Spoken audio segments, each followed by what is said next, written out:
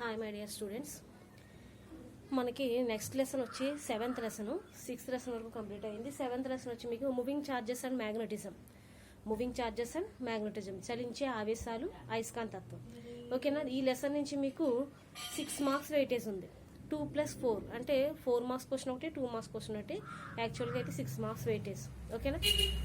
ఇప్పుడు దీంట్లో మీకు 2 మార్క్స్ క్వశ్చన్స్ ఇంచుమించు ఒక 7 or 8 ఉంటాయి ఇంపార్టెంట్వి. ఓకేనా? అవి ప్రిపేర్ అయితే కనుక కంపల్సరీ దాంట్లో ఒకటి వస్తుంది.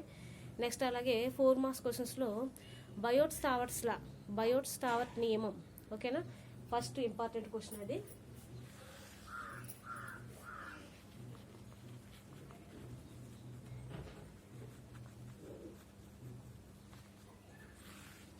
ఫోర్ మార్క్స్కి చాలా ఇంపార్టెంట్ అండి ఈ క్వశ్చన్.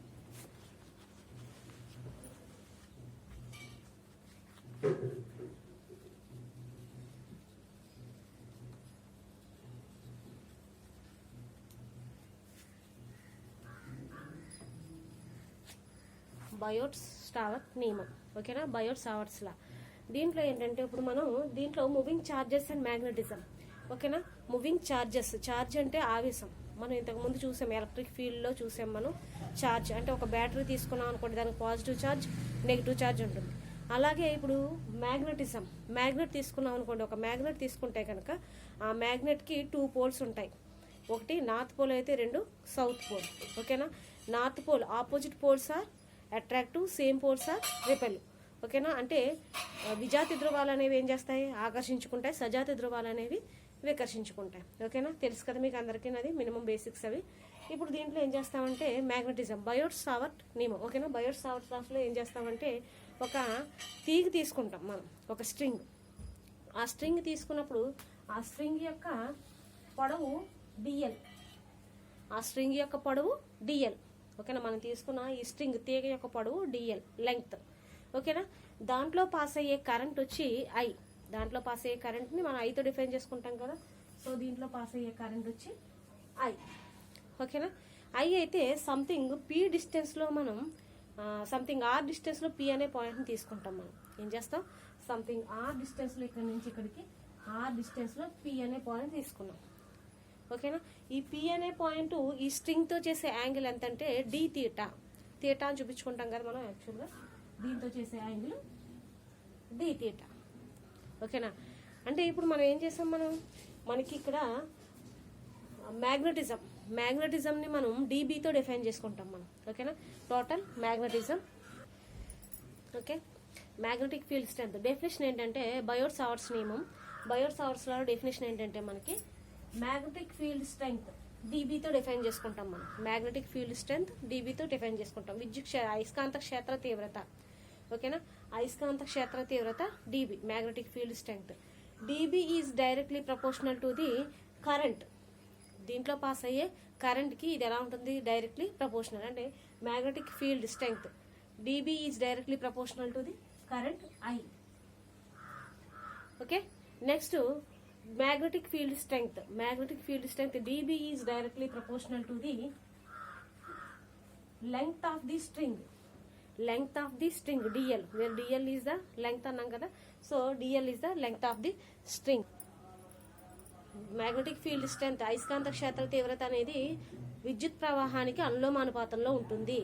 సెకండ్ పాయింట్ ఏంటి? DB magnetic field strength is directly proportional to the length of the string.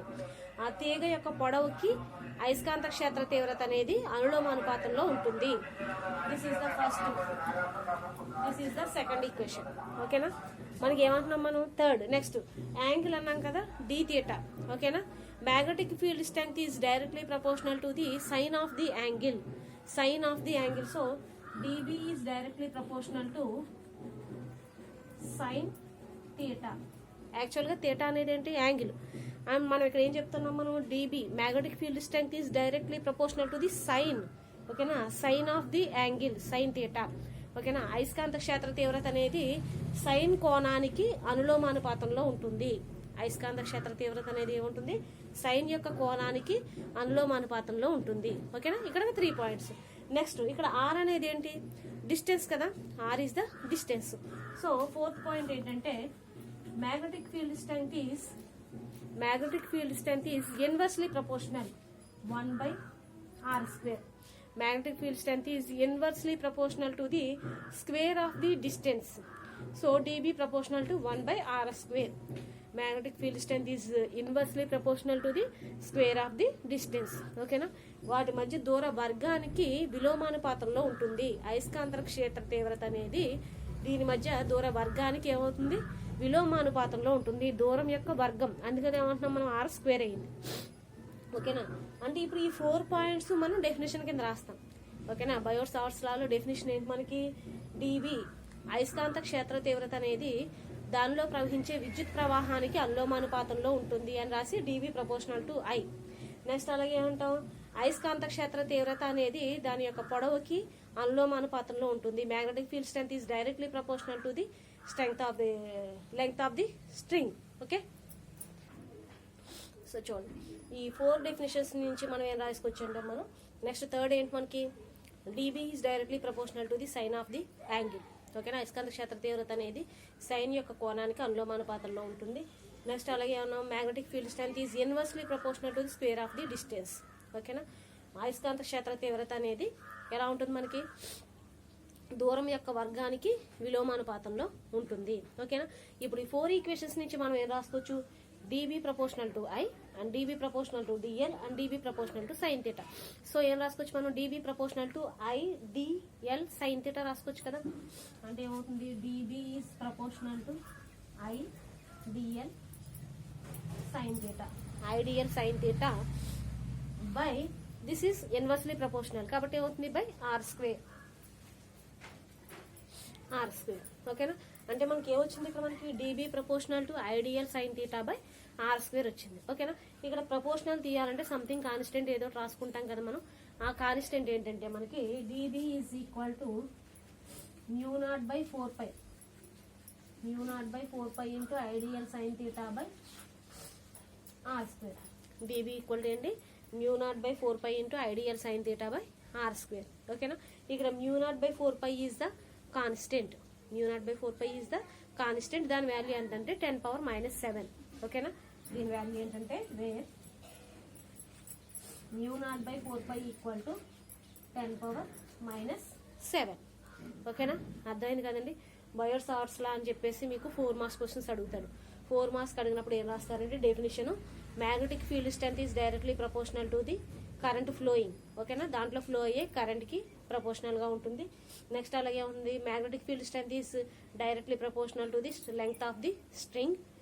Magnetic field strength is directly proportional to the sine of the angle and magnetic field strength is inversely proportional to the square of the distance. ఓకేనా, definition రాసి ఈ 4 points రాస్తారు. 4 points రాసి దానికైనా మీరు హోల్గా రాసుకుంటారు. ఏముంది, dB proportional to I dl sine theta by r square. అంటే దీని నుంచి ఏం రాస్తాం, మనం ప్రపోర్షనల్ తీయాలంటే సంథింగ్ కాన్స్టెంట్ రాసుకుంటాం కాబట్టి ఆ కాన్స్టెంట్ ఏంటంటే μ0 బై 4π. ఓకేనా, తెలుగు మీడియం వాళ్ళు కూడా అంతే. మ్యాగ్నెటిక్ ఫీల్డ్ స్ట్రెంత్ అయస్కాంత క్షేత్ర తీవ్రత, అయస్కాంత క్షేత్ర తీవ్రత అనేది దాంట్లో పాస్ అయ్యే, దాంట్లో ప్రవహించే విద్యుత్ ప్రవాహానికి అనులోమానుపాతంలో ఉంటుంది. నెక్స్ట్ అలాగే తీగ యొక్క పొడవుకి అనులోమానుపాతంలో ఉంటుంది. నెక్స్ట్ అలాగే సైన్ యొక్క కోణానికి అనులోమానుపాతంలో ఉంటుంది. నెక్స్ట్ ఏమవుతుంది, వాటి మధ్య యొక్క దూర వర్గానికి విలోమానుపాతంలో ఉంటుంది. ఓకేనండి, దాని నుంచి ఓవరాల్గా ఇది రాసుకుంటాం. ఓకేనా, 4 మార్క్స్కి చాలా ఇంపార్టెంట్. ఈ క్వశ్చన్ నాకు అసైన్మెంట్ రాసి సబ్మిట్ చేయండి. అండ్ అలాగే అందరూ కూడా మెటీరియల్స్ తీసుకోండి కాలేజ్లో. ఓకేనా, ఎందుకంటే నేను మెటీరియల్స్ తీసుకున్నారనుకోండి, మేము చెప్పేది మేము బుక్లో పేజ్ నెంబర్ చెప్తే మీరు ప్రాబ్లమ్స్ అవి ఉంటాయి కాబట్టి మనం దాంట్లో ఈజీగా నోట్ చేసుకుంటారు. పలానా పేజ్ నెంబర్ అని చెప్తాను నేను, ఆ పేజ్ నెంబర్లో మీరు ప్రాబ్లం నోట్ చేసుకుంటే ఇక్కడ సొల్యూషన్ నేను చెప్తాను. అలా మనకి ఈజీగా ఫాలో అవ్వచ్చు. ఓకేనా, సో దాని గురించి మీరు మెటీరియల్స్ కంపల్సరీ అందరూ తీసుకోండి. ఓకేనా, మెటీరియల్ ఉంటే మనకి ఇంకా క్లాసెస్ చాలా ఫాస్ట్గా అవుతాయి. కాబట్టి చూడండి, ఇది 4 marks question. Next 2 marks questions ఉన్నాయి చూడండి. నెక్స్ట్ 2 మార్క్స్కి మీకు క్వశ్చన్స్, ఇంపార్టెంట్ క్వశ్చన్స్ చూడండి. మీకు ఎక్కువ అడిగేది ఏంటంటే, what is the difference between ammeter and volt meter. మీకు ల్యాబ్లో సెకండ్ ఇయర్ కాబట్టి ప్రాక్టికల్స్ జరుగుతాయి. మీకు ఈ ప్రాక్టికల్స్లో మీరు చూస్తారు అమ్మీటర్ అంటే ఎలా ఉంటుంది, వోల్ట్ మీటర్ అంటే ఎలా ఉంటుంది. ఓకేనా, అమ్మీటర్ ఉన్నప్పుడు ఏమవుతుందంటే దాని మీద ఏ అనే సింబల్ ఉంటుంది. ఓకేనా, అమ్మీటర్ మీద ఏ అనే సింబల్ ఉంటుంది, వోల్ట్ మీటర్ మీద వి ఉంటుంది. ఓకేనా, మీరు చూసుకోవాలి లోపల యూజ్ చేసేటప్పుడు ఏమవుతుందంటే ఏ ఉన్నది తీసుకున్నాం మనం, వి ఉన్నది తీసుకున్నామా, అమ్మీటర్ కనెక్ట్ చేస్తున్నామా, వోల్ట్ మీటర్ కనెక్ట్ చేస్తున్నామా చూసుకోవాలి. దీంట్లో మీకు 2 మార్క్స్కి ఎక్కువ అడిగే క్వశ్చన్ ఏంటంటే what is the difference between ammeter and voltmeter అడుగుతాడు. What is the difference between ammeter and voltmeter, అమ్మీటర్కి వోల్ట్ మీటర్కి మధ్య గల తేడా ఏంటి? ఓకేనా.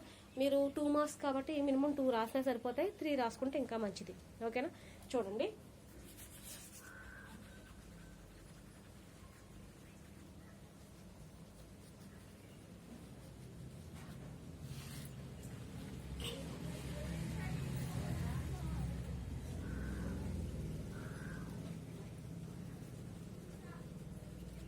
Ammeter volt meter. ఓకేనా. ఫస్ట్ డిఫరెన్స్ ఏంటంటే అమ్మీటర్. అమ్మీటర్ అంటే ఏంటంటే మీకు ఇది కరెంట్ని డిఫైన్ చేయడానికి. ఓకేనా. It is used to measure the current. ఓకేనా. మనం దేనికి యూజ్ చేస్తాం? ఇది కరెంట్ని మెజర్ చేయడానికి అమ్మీటర్ని యూజ్ చేస్తాం. వోల్ట్ మీటర్ ఏంటంటే it is used to measure the potential difference. ఓకేనా. పొటెన్షియల్ తేడా, పొటెన్షియల్ భేదాన్ని మనం డిఫైన్ చేయడానికి వోల్ట్ మీటర్ని యూజ్ చేస్తాం అనమాట. ఓకేనా. ఓకేనా. ఫస్ట్ పాయింట్ ఏం రాస్తారు మీరు? వోల్ట్ మీటర్లో, అమ్మీటర్లో it is used to measure the current. ఓకేనా.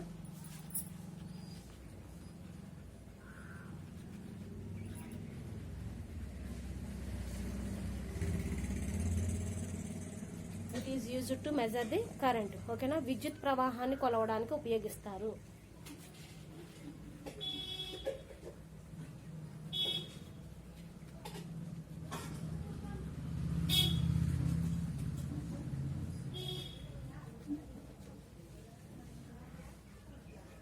ఓకేనా. విద్యుత్ ప్రవాహాన్ని కొలవడానికి ఉపయోగిస్తారు.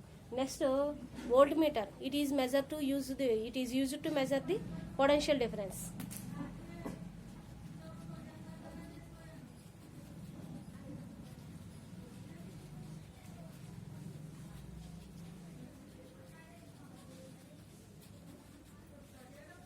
It is used to measure the potential difference. ఓకేనా. పొటెన్షియల్ భేదాన్ని కొలవడానికి ఉపయోగిస్తారు.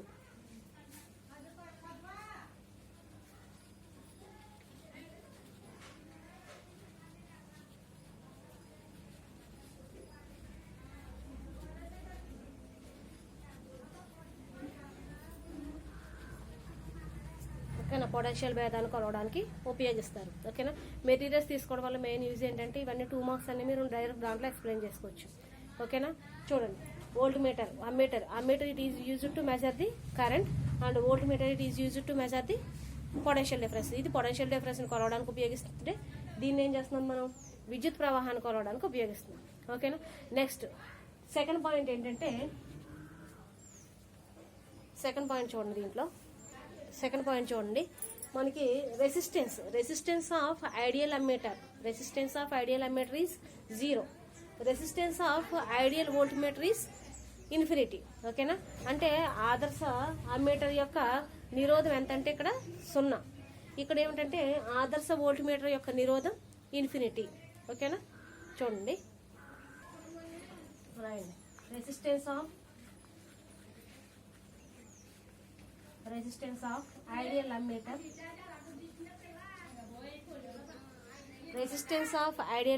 Is 0. Resistance of ideal ammeter is 0. Telugu medium వాళ్ళు ఏం రాస్తారంటే ఆదర్శ అమ్మీటర్ యొక్క నిరోధం 0. ఆదర్శ అమ్మీటర్ యొక్క నిరోధం 0.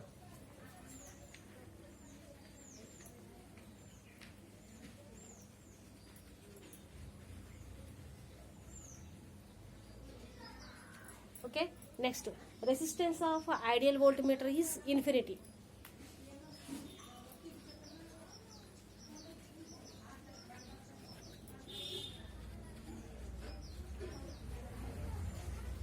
Resistance of ideal volt meter is infinity. ఓకేనా. ఇన్ఫినిటీ అంటే ఏం రాస్తారు? ఆదర్శ వోల్ట్ మీటర్ యొక్క నిరోధం అనంతం.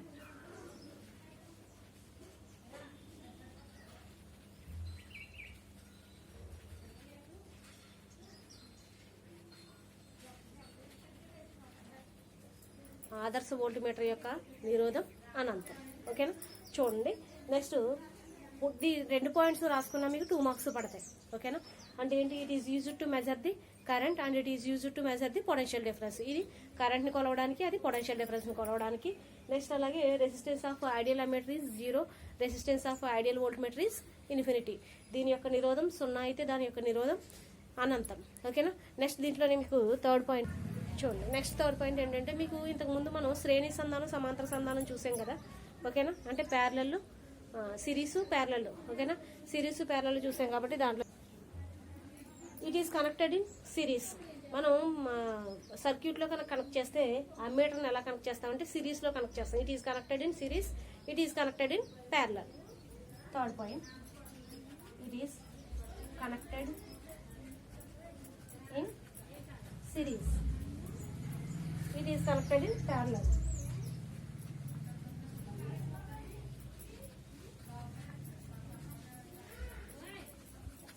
It is connected in parallel. ఇది శ్రేణిలో కలుపుతాం, ఇది సమాంతరంగా కలుపుతాం. ఓకేనా. చూడండి 3 పాయింట్స్. ఈ 3 పాయింట్స్లో ఎనీ 2 పాయింట్స్ రాసినా కూడా మీకు 2 మార్క్స్ పడతాయి. ఓకేనా.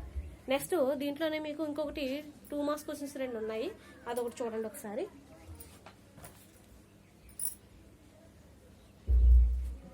నెక్స్ట్ చూడండి, how do you convert moving coil galvanometer into a ammeter. Moving coil గాల్వానోమీటర్ని అమ్మీటర్గా ఏ విధంగా చేంజ్ చేయొచ్చు. A small resistance is connected in parallel. A small resistance, మీరు అది ఒక పాయింట్ రాసినా కూడా 2 మార్క్స్ పడతాయి మీకు. ఏ small resistance is connected in parallel. ఓకేనా. అంటే ఒక చిన్న నిరోధాన్ని మనం ఏం చేస్తామంటే ప్యారలల్గా కనెక్ట్ చేస్తే కనుక 2 మూవింగ్ కాయిల్ గాల్వానోమీటర్ దేనికి కలపాలి, 2 moving coil galvanometer, then it is converted into ammeter. అమ్మీటర్గా చేంజ్ అవుతుంది. ఎప్పుడు how do you moving coil galvanometer into ammeter. Moving coil గాల్వానోమీటర్ని అమ్మీటర్గా ఏ విధంగా చేంజ్ చేస్తారో నన్ను. మూవింగ్ కాయిల్ గాల్వానోమీటర్ని అమ్మీటర్గా ఏ విధంగా మారుస్తారు. తెలుగు మీడియం వాళ్ళు చూడండి. కదిలే తీగ చుట్టూ గాల్వానోమీటర్ని అమ్మీటర్గా మార్చుటకు గాల్వానోమీటర్కు అతి స్వల్ప నిరోధాన్ని సమాంతరంగా కలపాలి. అతి స్వల్ప నిరోధాన్ని ఏం చేస్తారు, సమాంతరంగా కలపాలి. ఓకేనా. దీంట్లో కూడా అదే కదా అన్నాం మనం. ఏ మూవింగ్ కాయిల్ గాల్వానోమీటర్ ఎలా ఏ small resistance is connected in parallel. A small resistance is connected in parallel. ఆ చిన్న వర్డ్ రాసినా కూడా మీకు సరిపోతుంది. ఓకేనా. గాల్వానోమీటర్ కలపాలి దేన్ని, అతి స్వల్ప నిరోధాన్ని, అతి స్వల్ప రెసిస్టెన్స్ నిరోధాన్ని దేనికి కలపాలి, గాల్వానోమీటర్ కలపాలి. ఓకేనా. అప్పుడు మనకి ఏమవుతుంది, మూవింగ్ కాయిల్ గాల్వానోమీటర్ అనేది అమ్మీటర్గా మారుతుంది. Next, how do you convert moving coil galvanometer into voltmeter. అమ్మీటర్గా మార్చాలంటే స్మాల్ రెసిస్టెన్స్ని ప్యారలల్గా కనెక్ట్ చేస్తాం. ఓకేనా. లేదు, నెక్స్ట్ అమ్మీటర్ని మూవింగ్ కాయిల్ గాల్వానోమీటర్ని వోల్ట్ మీటర్గా ఎలా మారుస్తారు. వోల్ట్ మీటర్గా మార్చడానికి అయితే a high resistance is connected in series.